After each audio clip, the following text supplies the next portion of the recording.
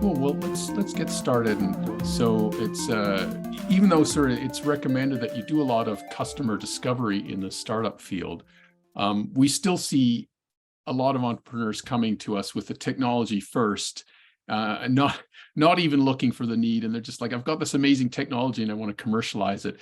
And even those people who have identified what they think the need is, they might, possibly be able to find a better fit somewhere else. So that's why we've invited Manfred to talk to us today about technology market fit, which is a field which I think a lot of life science potential entrepreneurs would really benefit from learning about. So Manfred is actually an advisor in our early stage mentoring program, where we connect people who are just getting started out. They might not have even incorporated yet, with mentors who have really been around the block several times at a high level. Manfred is such a person. We can also connect you to mentors in IP landscape analysis, advice on fundraising strategy, how to build your team, and many things. And if you're interested in this, we take applications every quarter. April 15th is our next deadline. And you can find out more on the QB3 website under there's a little section that says for startups and its early stage support. And so Manfred is one of our mentors, and his official bio terms him an accomplished producteer with a 15-year history of successfully developing and launching innovative life science research, molecular diagnostic and medical device technologies, and matching those innovations. Here's where you'll start salivating with large underserved markets, which is something that every entrepreneur wants.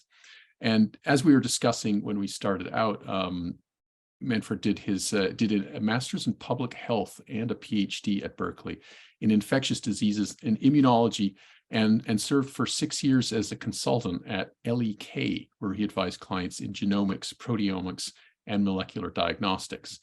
And since that time, he's held several product management roles at Ion, Torrent, Thermo Fisher, Butterfly, Serena, and Mirvie, where he's currently COO, responsible for product management, program management, clinical operations, and business development. And I'm pretty excited to learn about how you match a technology with the market. So tell us more, Manfred. Thank you so much for the intro, Casper. And thanks to those of you on the call for making the time to hear my perspective on product market fit. And hopefully by the end of the talk, you'll see why I think it should really be termed market product fit. So just with that, just to ensure we're all on the same page, I wanted to clarify what I generally mean by the term product market fit. Interestingly, this term was coined by Andy Ratcliffe, who's a founder of the preeminent venture capital firm Benchmark Capital, and he's been credited with having coined that particular term. I think a relatively straightforward definition is the one seen here by Mark Andreessen, which is being in a good market with a product that can satisfy that market. Personally, I like the one that Don Valentine presents because it shows a little bit of investor trauma there, which is, when you have product market fit, the market pull is so strong for a product that it overcomes the actual ineptitude of the startup. But with that, diving in, so I thought today wanted to at least dive into what I'll be discussing over the course of the next hour. First, I'm going to just assume that you kind of have no idea who I am or why I might be qualified to speak on the topic. So I'll provide a little bit more background about myself and my experience on the product management side. Then I'll go into a little bit about what was taught to me in principle about product market fit, and what I've actually observed in trying to develop and launch a number of different products in the life science research tools and diagnostic space.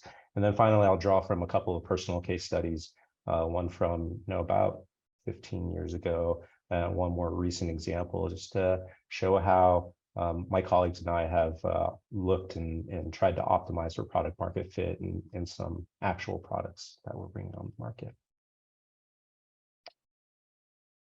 So a little bit of background, just a few disclaimers before we get started. One, just want to highlight that product market fit isn't like a destination. It's not some mountaintop that you climb to and like when you get there, it's amazing. It really is a journey that involves a lot of parts, science, empathy, and intuition. And the other piece is that once you identify product market fit, while it's necessary for startup success, for company success, for the success of your technology, it's wholly insufficient. And I'll talk a little bit more about some of the other elements that one might want to think about. And finally, these opinions are my own. They are a biased perspective, I would say, given that I have a relatively narrow experience in the field of life science tools and diagnostics. But I'll try to generalize where I can and where I think it might be generalizable. So just a little bit of background about myself. This is me 30 years ago in the lab at Berkeley, where I was we're actually working on trying to identify aptamers. Aptamers are single-stranded DNA, RNA molecules that can fold into interesting three-dimensional shapes. And you can evolve these molecules to bind to any surface or molecule of interest. My lab was particularly interested in developing aptamers against herpes viruses. And I really love this technology. Thought it was the coolest thing since the mini disc player, which is a reference back to the time of the day. And even seriously contemplated starting a company based on an aptamer platform technology. And collectively, we thought, who wouldn't want access to this type of technology? It's so amazing. It's so useful.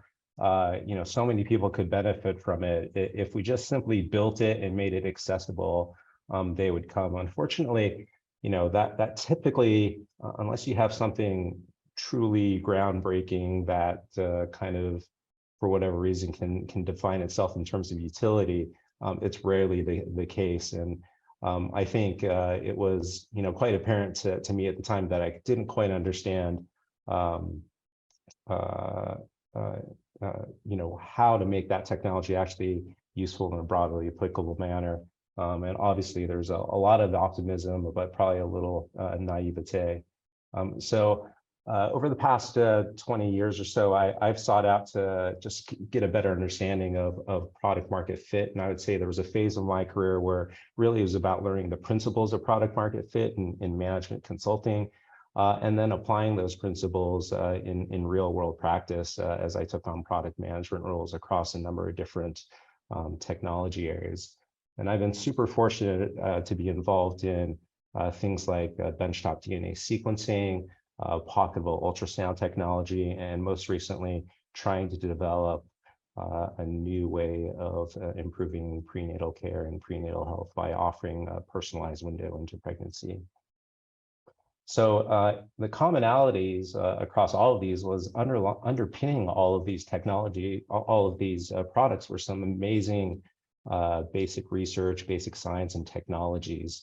And I think it's a testament to some of the activity that's been going around for some of these products that, they have been able to actually bridge from early stage technology development to actual product market fit. And I hope to share some of that experience that I've gained from being involved with these products.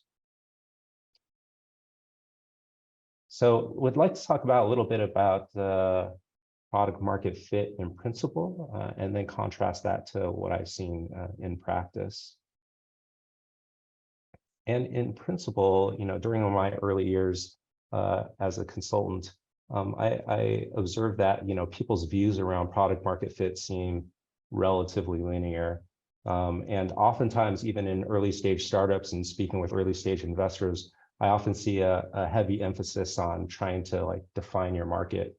And so oftentimes when one takes a look at trying to find product market fit, you'll see this relatively linear playbook come to bear. And the first thing that gets asked is to define your target market, then to define the product and features and requirements that meet that target market, then build and test that product, refine those product features just based on that build and test and the input that you see, and then launch and scale. And I think in principle, this makes a lot of sense. It makes a lot of intuitive sense. And oftentimes the emphasis is, especially at the very earliest stages when you obviously don't have a product yet, is focusing on defining the target market and therefore defining the product features and requirements that you need to be able to meet that target market. And in that emphasis, people tend to ask the following questions. They tend to ask, what specific and dire unmet need does your product address? And this is a relatively straightforward question. It's effectively, what's the big hairy problem? What's the big pain point that your potential customers are grappling with? Or what's the unmet need? What's the insufficiency in the marketplace that your technology is ultimately trying to address? Can you have a relatively clear idea and definition of what that need is? The next question that often gets asked is, what's the target customer segment that's going to be unable to live without this product? So hypothetically, if this product was out there, who would benefit most from this target, from this particular product? And who has the greatest unmet need typically? And this requires some interesting segmentation analysis into your marketplace to really drill down and hone in on the persona of the individual or the segment of the market that would likely benefit and use your product. Once you get a sense or a hypothesis of that, really the next step then is to identify the product features and performance levels that are most important to that target customer.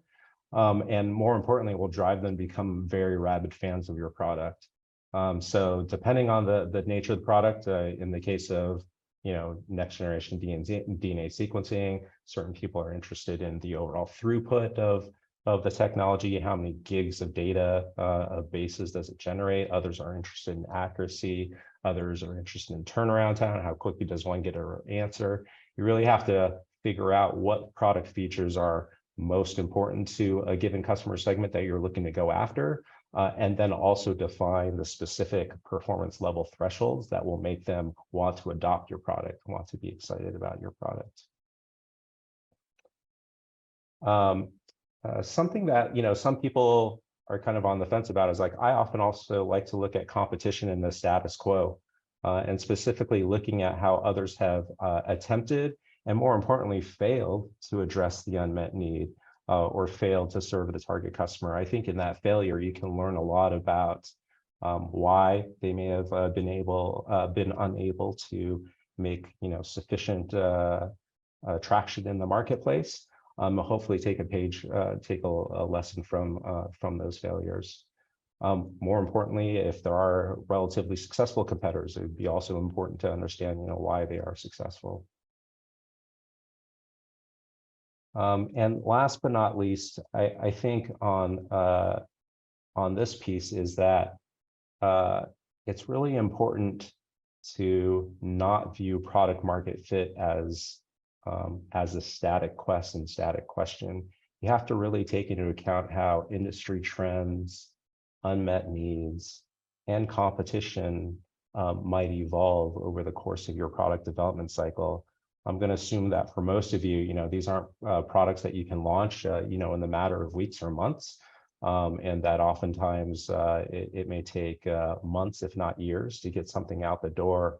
And in that time frame, things are likely going to change, and so it's quite important to anticipate and think about how you can how the customer might be more savvy over time, how the competition might evolve over that time frame, and plan accordingly.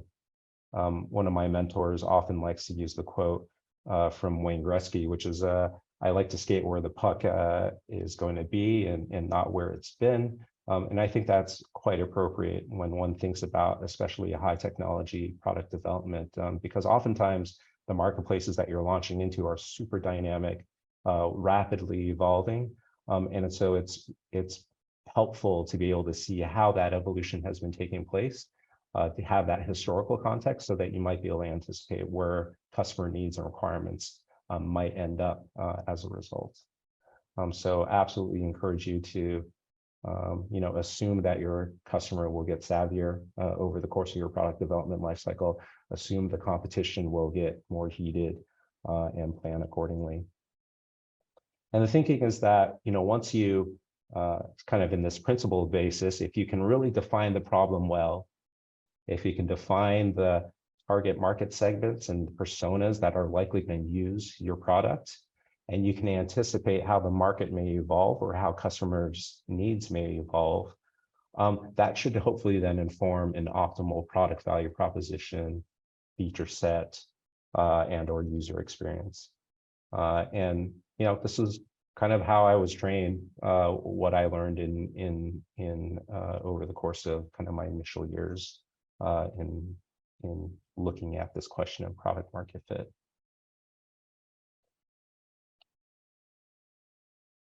So how does one actually answer these questions? And typically, one draws from a number of different sources in trying to address product market fit. Oftentimes, I think a low-hanging fruit is just secondary market research. That is, if you're able to access these types of reports, they give a relatively sensible overview of the market, the market segmentation, and are pretty fairly comprehensive about the competitive landscape. I think where they tend to fall short is that they don't really give you like great customer insights or describe the actual pain points that could inform product requirements and product feature prioritization, and give you a more nuanced, value prop driven market segmentation. As I mentioned, another area that you can draw upon in looking to answer these questions is just simply competitive intelligence, looking at either, and competition includes not just actual competitors or technological competitors, but it also does include the status quo. And so looking at how the current state of the art is being performed, really understanding that well, and therefore informing what pain points there are as a result of that status quo.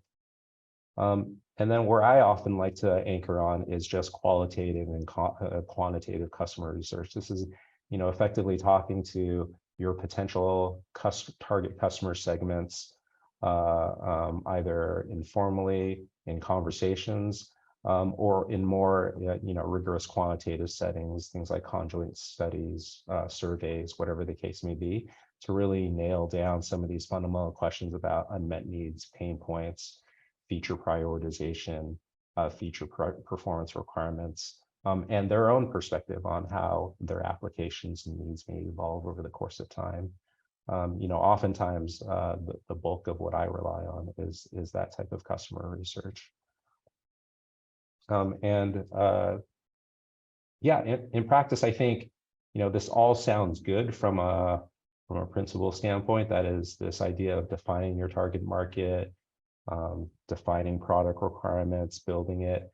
I think it makes a lot of sense to have this as a foundational approach. But I would also say that, in my own experience, this approach, while necessary, has often been insufficient for optimizing product market fit when it comes to highly innovative products. And I think a perspective that sheds light on why this might be insufficient is by Steve Jobs as an example. He often says that, some people say give customers what they want, but that's not my approach. Our job is to figure out what they're going to want before they actually do. And he often says, he's often been said to say, our task is to read things that are not yet on the page. And I think this type of visionary approach to product market fit does make sense. But I also recognize that, someone like Steve Jobs is a 1 in a billion product visionary. So for us mere mortals, I think the best way to try to read things that are not yet on the page is to do like he says, which is to try to show your customers as quickly as possible the product that you have in mind, make it as real as possible, and actually put those words on a page, have them react to it, and see what the customers think, and rapidly iterate based on those observations and that insight. And so I think this approach is probably more conducive to my experience in life science research tools and the CLIA laboratory and CLIA laboratory developed tests. And I can see it might be, potentially more difficult to do this type of iteration cycle with products like therapeutics. But even then, in the case of therapeutics, one can put a really detailed target product profile. That is, what's the molecule in question that you're potentially interested in? what's the indication space that you're trying to go after, what's the intended use, how might it be used as frontline or second line therapies relative to the current standard of care.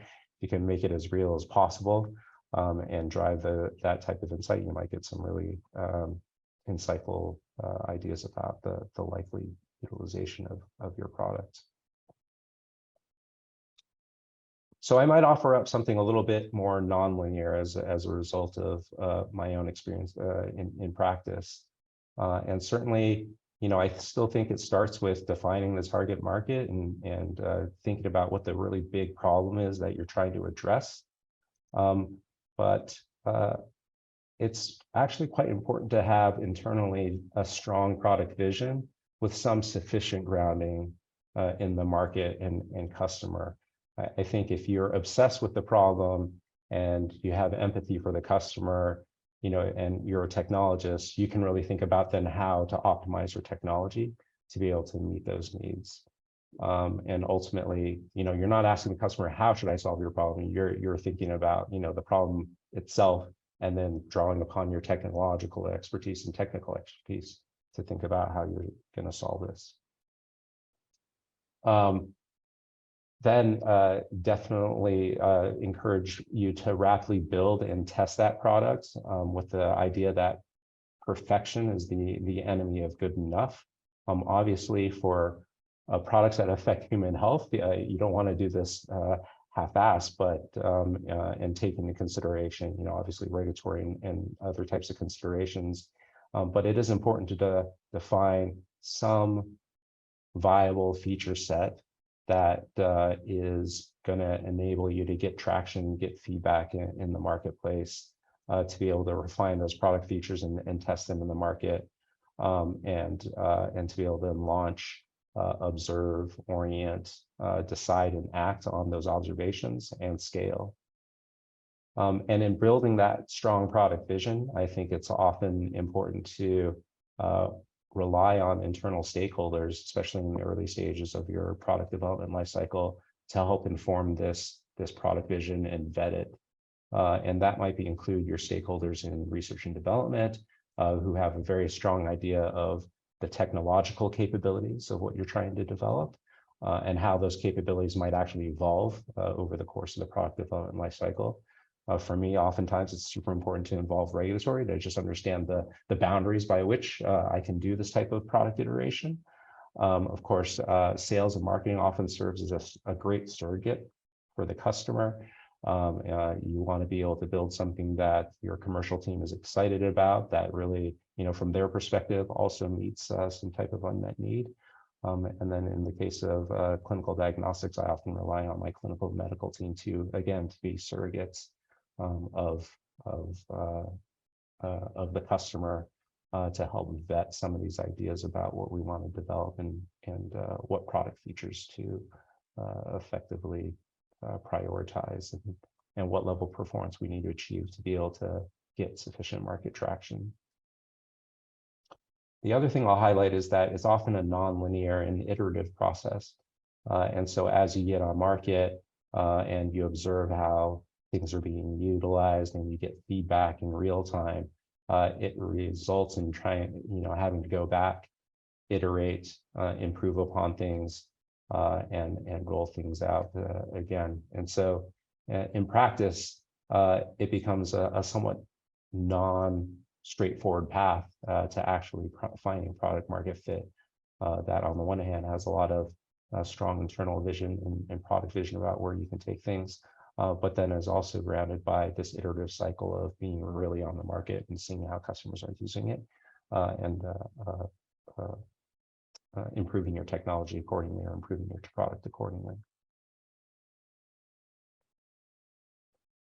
So I'm a really big advocate for an empirically driven process for finding market product fit that has some basis in the theoretical, but largely driven by practical real world evidence.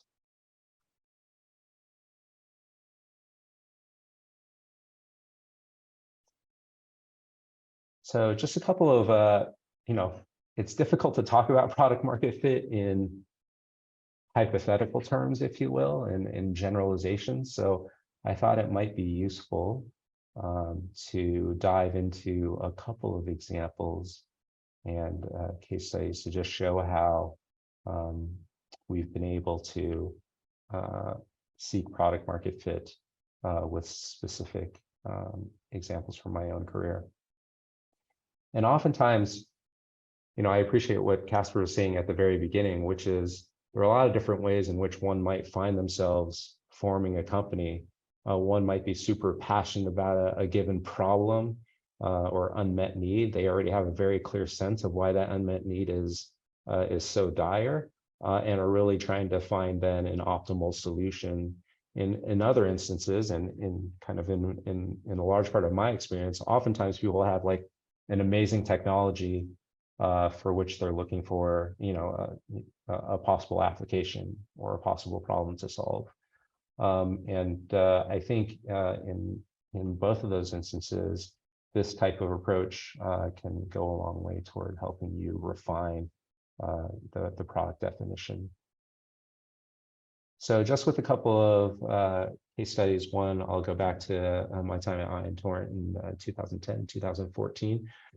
This is really a great example of a strong pre-launch product vision that is like very gated in or grounded in the underlying technology, and in finding and optimizing for product market fit. Really, what I observed was that stakeholders in the company really listened to early customer feedback, and also relied on strong R&D and internal stakeholder vision to extend market reach post-launch.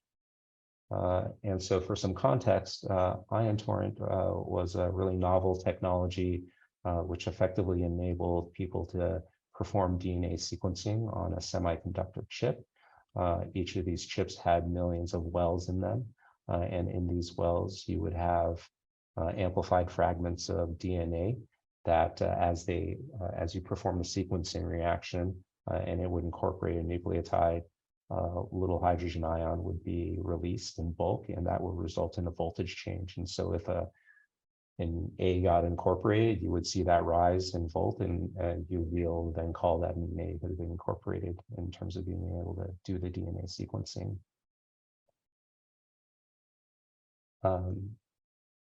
And so this technology was, quite groundbreaking for its time. It was based on a really interesting insight around the fact that hydrogen ions are released during the DNA sequencing reaction. I think that hadn't really been observed in the past. And then effectively shrinking a pH meter down to scale to this level of form factor to be able to then perform sequencing on millions of fragments simultaneously was an immense technological lift.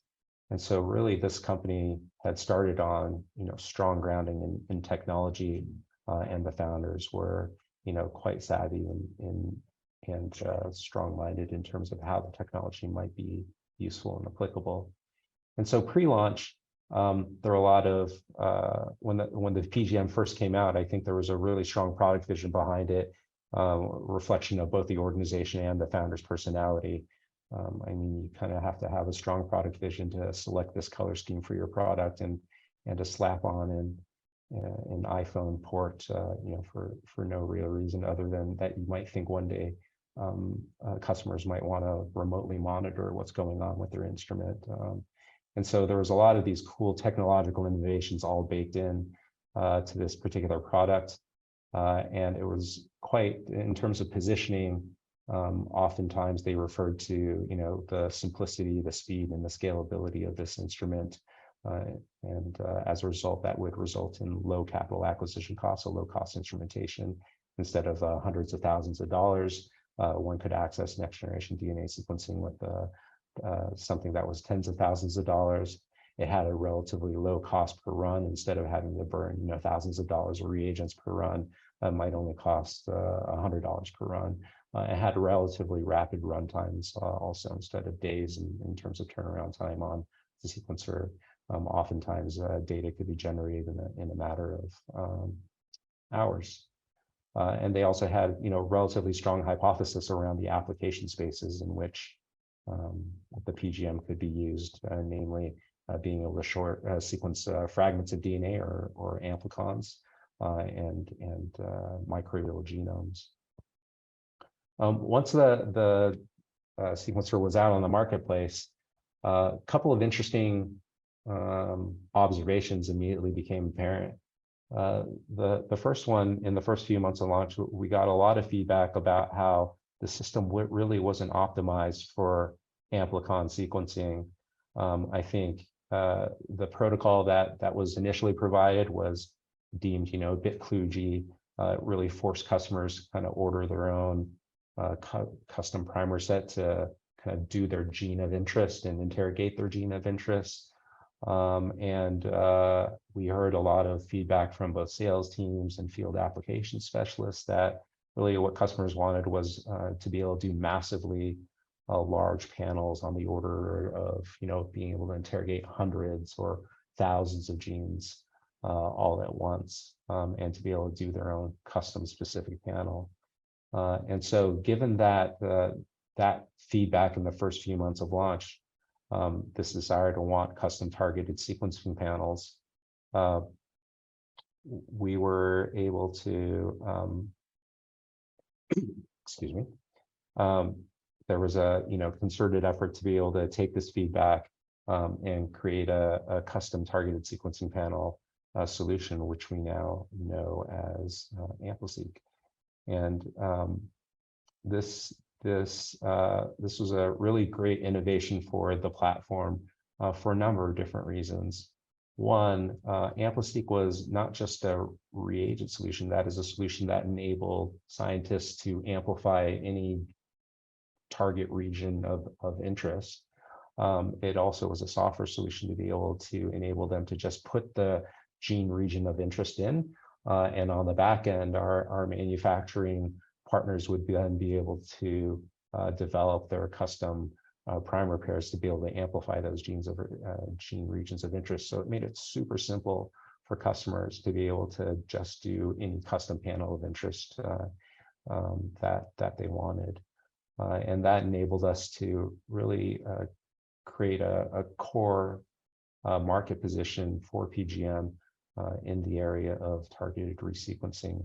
And that became a foundational business, often leading to our ability to access things like clinical applications down the line as well. Once we're on market, we also heard a lot of feedback that our simplicity claims were a little bit off the mark. I think what was observed was that the workflow, especially upstream of this DNA sequencer, all the work that you had to do to extract the DNA, prepare it for sequencing or what's known as library preparation.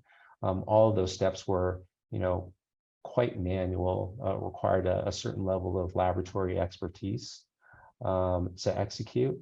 And again, taking that customer feedback in terms of the simplicity being a little bit off the mark, we had a number of amazing internal engineers that took the lead and came up with a couple more automated solutions that enabled further automation of those upstream laboratory steps, such that the workflow was a bit easier and could be done by people who weren't nearly as savvy as some of our early customers were.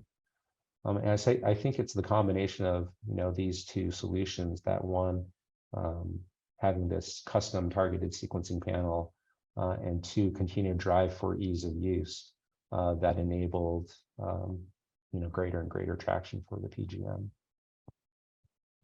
So this is an example of where pre-launch there was obviously a very strong vision and product vision, but after being on the market for a few months, being able to take that feedback, rapidly iterate to optimize product market fit, that's really what enabled this platform to accelerate in terms of market adoption.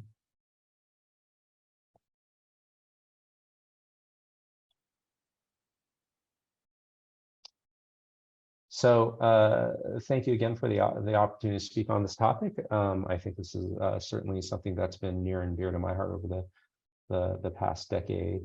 And hopefully you have a bit better sense of who I am, where I come from, and why I'm so interested in finding a product market fit, and why you should be interested as well. Definitely encourage you to consider an empirically driven process to the extent that your technology allows for it, to be able to, rapidly build and test your product, get it out there, get feedback from your first 10, 15 customers, and adjust accordingly. But I will leave you with one last thing, which is that while product market fit is incredibly important for startup success and commercial success, I do find that it is insufficient, and this is probably a topic for another time. I think it's been my experience that there are a slew of a whole other set of considerations that one must account for to be able to drive commercial success, and encourage you to check out Brian Belfour's blog here on finding product market fit. He has a really comprehensive and insightful view, which solidly resonates with my own experience over the past 10 years in launching products, and would encourage you, as you seek and look to define how to best achieve product market fit, that you don't lose sight of the fact that there are other fits that you need to optimize for, and to think about this broader picture of how you're going to sell the product, how you think about the actual business model for how you're going to be successful financially with this product, and how all of these need to be able to interconnect in one cohesive vision to ultimately enable you to have commercial success. So with that, I don't see, oh, I do see some questions. So I will answer a couple in the queue, but as you have questions, feel free to put them in. First question is, how are you protecting RNA data in compliance with US and international law? So a number of things that we're doing there. I think this is as it relates to Mirvie specifically, I think, not necessarily. So in terms of protecting RNA data, we strive to be HIPAA compliant in terms of our practices, in terms of how we're treating data. First and foremost, in our clinical trials, all of our subjects who participate in the trial are completely de-identified to us, so it's practically impossible to be able to trace back to the actual individual at the time.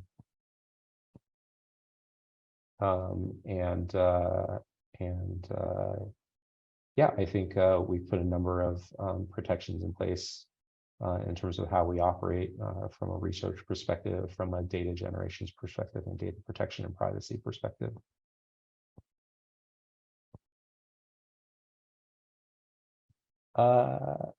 Josh asks, how would you use your framework to evaluate why Ion Torrent did not maintain dominance of the NGS market? Great question. I think, Josh, it'd probably be important to highlight that I don't think Ion Torrent ever, actually was dominant. It's probably safe to say that Illumina has maintained its dominance over that time frame. I think ultimately where it's, the question is whether or not it's important to be dominant versus, commercially viable. I think Ion has done a lot to be commercially viable in terms of revenue generation, in terms of being able to upend the primary competitor or the 800-pound gorilla. I think you would have to, directly go after its business, and Illumina's, business is largely in high throughput DNA sequencing. And so I don't think there was a concerted effort per se to want to ultimately go into that particular segment during the initial phase of Ion. If we were to revisit like what Ion could do today to try to upend upend someone like Illumina, I think you'd have to actually look at Illumina's core business in the high throughput DNA sequencing centers where they generate the bulk of their business, and figure out what unmet need, if any, could be met to be able to take over, if you will, Illumina. It's frankly I would say it's probably a very difficult task to undertake. You would have to think about what would drive conversion in the marketplace. I think it's not sufficient to just think about it as price per gig,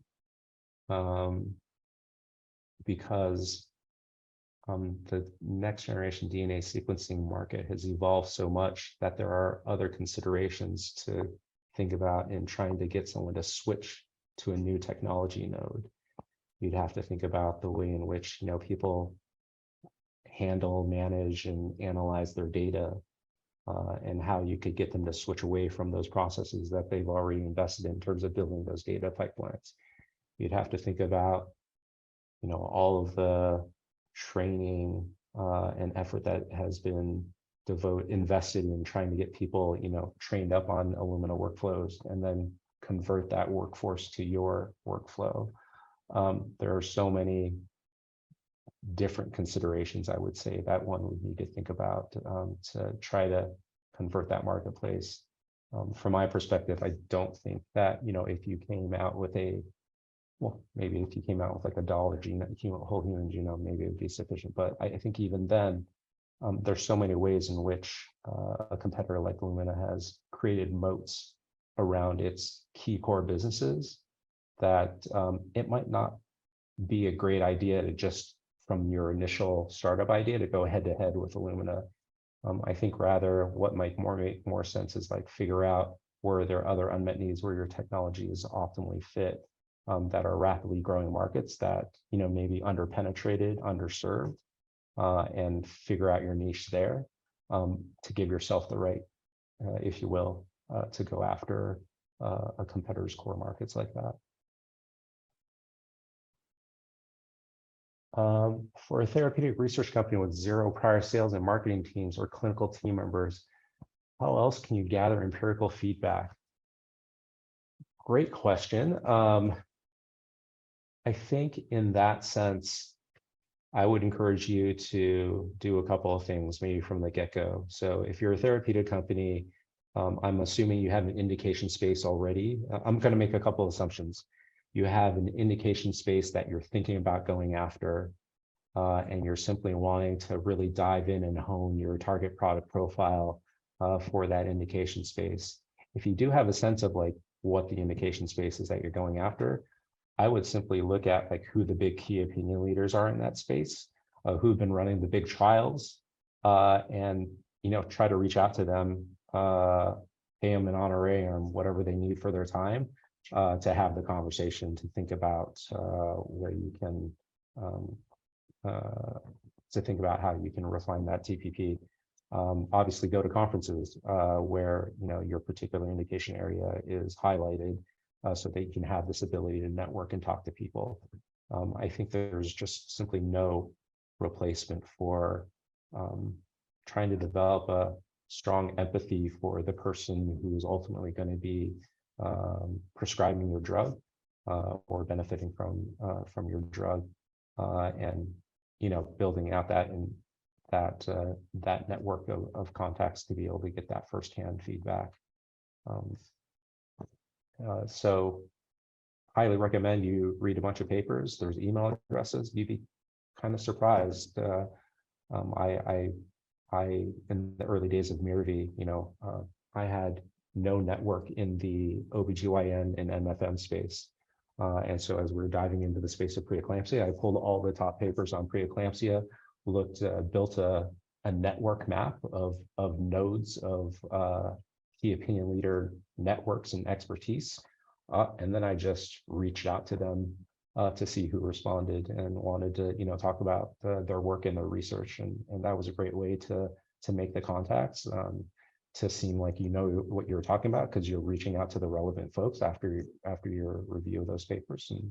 And I think that's a relatively good actionable starting point.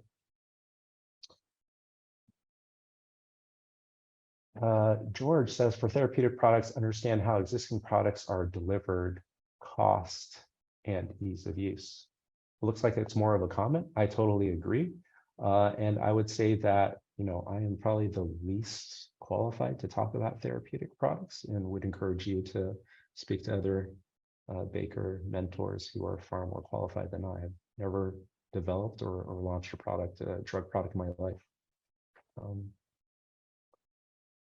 How soon would you put the product on the market? In other words, what if your validation criteria before reaching the first 15 customers? Great question, Balaji. Unfortunately, there's no hard and fast answer. I think the way I would approach this question is to think about what is the most basic feature set and product that would be useful to individuals. And that should probably be informed by equal parts intuition, given that hopefully you're a user of your own technology, but also hopefully some independent insights on how your technology would be used. If you can kind of define that, people often throw the term around MVP.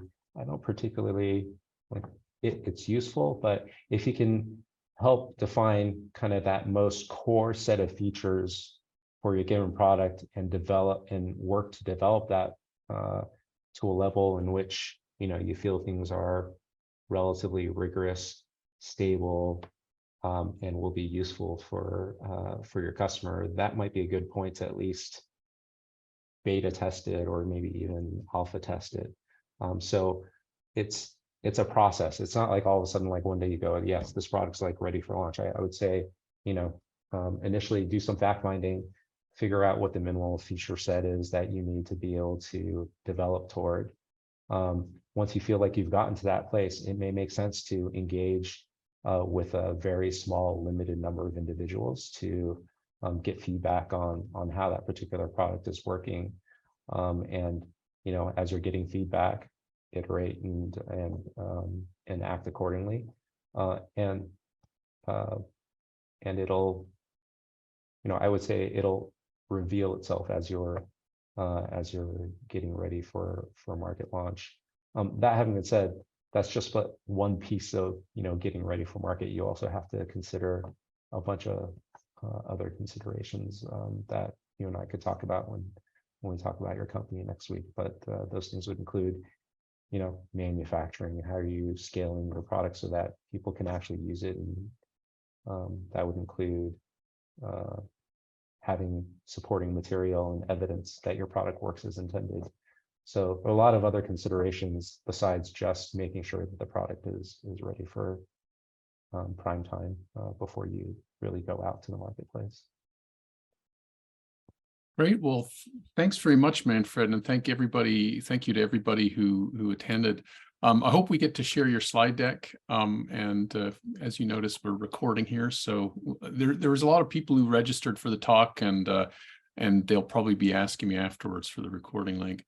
Yep, I've got lots of questions myself. I'll ask you next time we meet. Thank you very much. Of course. Thank you.